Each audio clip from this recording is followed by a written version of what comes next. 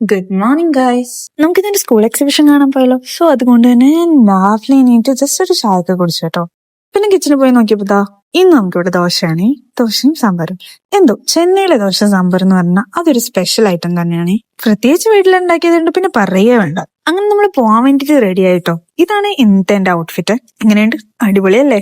എന്നാ പിന്നെ ഇറങ്ങിയാലോ എന്ന് വിചാരിക്കുമ്പോഴാട്ടോ ഫുഡ് കഴിക്കാത്ത കാര്യം ഓർത്തത്. പിന്നെ വേഗം തന്നെ നമ്മൾ ഫുഡ് കഴിച്ചു. എന്തോ എനിക്ക് ഇവിടുത്തെ ദോശ സാമ്പാറും ഭയങ്കരമായിട്ട് ഇഷ്ടമായി. സോ നമ്മൾ ഫുഡൊക്കെ കഴിച്ച ശേഷം അങ്ങനെ ഇറങ്ങാൻ പോകുന്നേ.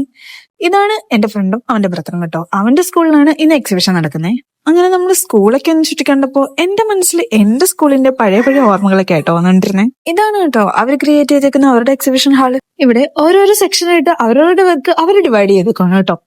അതുപോലെ തന്നെ അവരവിടെ ക്രിയേറ്റ് ചെയ്ത് വെച്ചിരിക്കുന്ന എല്ലാ മോഡൽസും അതിന്റെ ഡെമോൺസ്ട്രേഷനും പെർഫെക്റ്റ് ആയിരുന്നേ. അതുപോലെ തന്നെ അവരുടെ വേ ഓഫ് എക്സ്പ്ലനേഷൻ എന്ന് പറയുന്നത് ഒരു രക്ഷ ഉണ്ടായിരുന്നല്ലേ. ഇവിടെ അവർ കൂടുതലും വെച്ചിരിക്കുന്നത് സയൻസ് റിലേറ്റഡ് ആയിട്ടുള്ള കാര്യങ്ങളാണ്.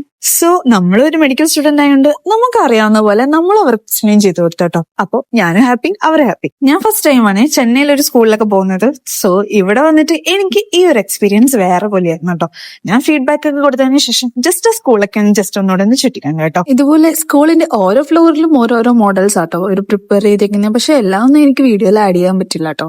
പിന്നെ നമ്മൾ അവരുടെ ലൈബ്രറി ഒന്ന് വിസിറ്റ് ചെയ്തിരുന്നു കേട്ടോ.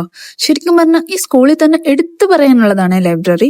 നമ്മൾ പോലും കാണാത്ത ഒരുപാട് ബുക്സ് ഇവിടെ ഉണ്ട് കേട്ടോ. സോ അതിനുശേഷം അവരൊരു ക്വിസ് കോമ്പറ്റീഷനിൽ ജോയിൻ ചെയ്യാൻ പറഞ്ഞിട്ടുണ്ടായിരുന്നേ. എനിക്ക് ആക്ച്വലി തമിഴ് പറയാനേ അറിയുള്ളൂ, വായിക്കാൻ അറിയില്ല. അങ്ങനെ അതൊക്കെ കഴിഞ്ഞ ശേഷം നമ്മൾ പോകുന്ന വഴിയെ ചെറുതായിട്ടൊരു സർബത്തൊക്കെ കുടിച്ച് ഉച്ചയ്ക്ക് ഞങ്ങൾക്ക് കഴിക്കാൻ മട്ടൻ ബിരിയാണി ആയിരുന്നേ. അപ്പൊ അത്രേ ഉള്ളൂ ഇന്നത്തെ എന്റെ വീഡിയോ. ഇഷ്ടമെങ്കിൽ നിങ്ങൾ ലൈക്ക് ചെയ്യാൻ മറക്കണ്ട.